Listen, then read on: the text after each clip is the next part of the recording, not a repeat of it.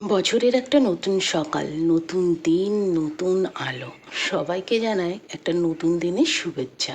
আজ পয়লা বৈশাখ, তো সকলকে জানাই শুভ নববর্ষ। জানেন তো, আজকের দিনটা নিজের মতন কাটাবো বলে কি না প্ল্যান করে রেখেছিলাম, তারপর তো ভুলেই গেছিলাম আমার জবটা কি।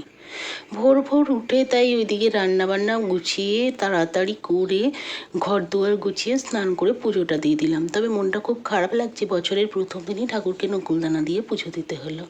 আর এই যে ব্রেকফাস্টে একটুখানি আলু ভাজা, রুটি আর একটু কফি। একদিকে রেডি হচ্ছে, একদিকে খাচ্ছি। কী যে তাড়াহুড়া করে আমি খাবারটা শেষ করেছিলাম কি বলবো।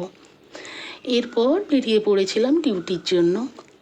আর সারাটা দিন ডিউটিতে কেটে গেছে। যেমনি অনেক মজা করেছি তেমনি অনেক কষ্টও হয়েছে। ফিরে এসেছি, ফিরে এসে সবার প্রথম ভালো করে স্নান করে নিয়েছি। আর আমি জানো তো, যেখানেই যাই না কেন ঘুরে আসার পর ভালোভাবে স্নান করবো, সে যত রাতই হয়ে যাক না কেন। প্রচণ্ড জোর খিদেও পেয়েছে, তাই আমি অনলাইন থেকেই একটু খাবার অর্ডার করে দিলাম। আজ আর ইচ্ছে হলো না এটা সেটা বানিয়ে খাওয়ার জন্য। এই যে আমার খাবার চলে এসেছে, তেমন কিছুই না, ভেজ বিরিয়ানি আর তার সঙ্গে বাটার পনির।